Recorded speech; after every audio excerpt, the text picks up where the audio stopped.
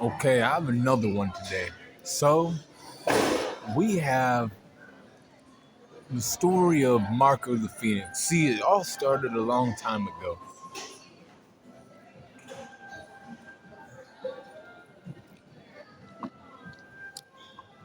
The Rock's Pirates had disbanded at God Valley because of, certain things. The island was going to be destroyed. Whitebeard came across a man named Polo Graham. Polo Graham is essentially and is, Marco's biological father. He helped Whitebeard get off the island. Somehow, where along the way, Polo Graham ended up, passing away and passed his son off to Whitebeard. Whitebeard always wanted kids, and he wanted to have his own crew because by the time the Rocks Pirates ended, he didn't want that no more. He wanted to lead his own crew and have his own family. He was gonna be like the dad and shit. Marco was his first mate. He recruited other sons, and Marco was, riding with Whitebeard for a while. And will continue to for a long time. But years passed, and it finally came time to land on one.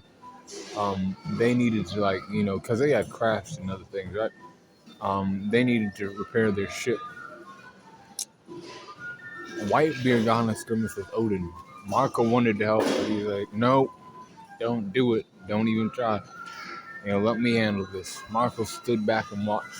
He was about 16 at this time, so he witnessed Odin's clash with Whitebeard and was like, damn, this guy's cool. Whitebeard then offered Marco or Odin a way onto the ship. Marco was cheering on Odin, right? Because he had to survive 3 days by holding on to a chain, an anchor that was, or a chain that was in the water. If he could hold on for 3 days without coming onto the ship, they would allow him on the ship. He had to prove strength and determination and endurance, through the waters and shit without dying. Marco was like, yeah, you can do it. He made it to 2.5 days, and then Odin let go of the chain. They still went for him, and Odin became the second commander. Not as a son, though, as a brother. And Marco, liked him. He joined the crew, and it was cool for a while. But then they met Roger. When they met Roger, Marco fought against Rayleigh for a couple of days. Doing the best he could, but he's inexperienced. And Rayleigh's a better hockey man than, Marco. Let Marco know that he should probably work on his hockey a little bit. And that's what he started to do. But this ain't shown. But one could make that leap, right? Because he wasn't as great as he was with not. Um, so he then went and he, was the first mate. They lost Odin because Odin wanted to go with Roger. Marco sailed with Whitebeard. Odin had died and Roger had died, and the Great Pirate Era had begun. Marco was then seen again years later. By the time Whitebeard's old, ciped out old man, he's, taking care of shit on the ship, making sure the underlings follow and shit, right? So one day a guy named Rockstar appears, and Marco he's just sitting in the corner. He had his hair black that day. He had his hair black that day. It was just dyed black. And he just sitting in the corner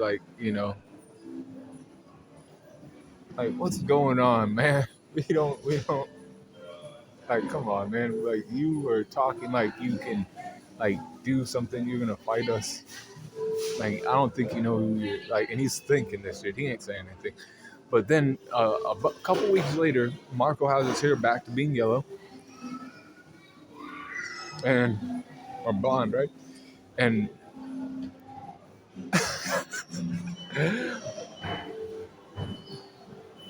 Shanks comes to meet Whitebeard. He tells the weaker men on the crew and the inexperienced men to get back now, because this guy's gonna come up here and knock you guys out.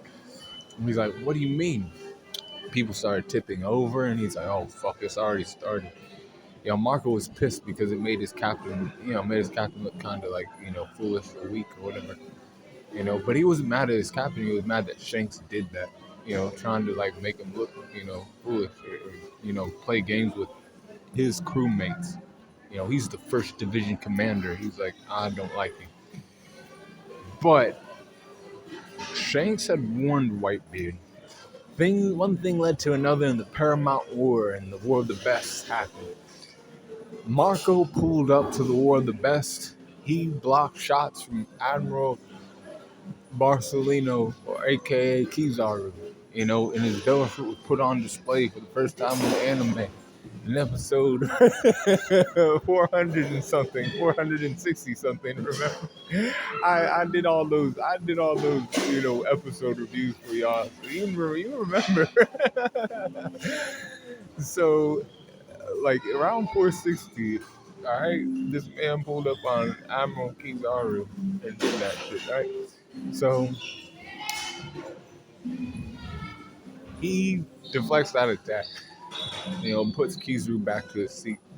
Kizaru was, man, we know how Kizaru is. He fucks around and plays games. But Marco knew he was. Marco actually knew that, he was actually more than that. Trying to give Marco a false sense of security when he's already like on edge because he has to fight against, all these other pirates. Because Marco then goes straight for the platform to try to save Ace. And Garp takes action and strikes Marco down. Marco then tries to help Whitebeard out. See, Whitebeard's getting cornered by Akainu. And he's like, I need to make headway towards, Akainu. But at that time, he gets chained up by sea prison stone cuffs. He can't move like he wants to. He gets shot 3 times in the chest by Kizaru. They take advantage of his weak spot in that moment. However, Marco redeemed himself a bit. What I mean by this is, as events, continue to play out, Ace fought against Akainu and then died right in front of Luffy's face. Luffy went into shock, but then Marco was there to save him in the nick of time because somebody finally freed his cuffs.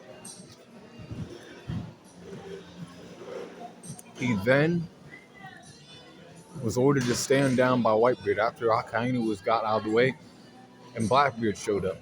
He's like, this is my final stand, son. I want you to take the men and leave, and protect Straw Hat.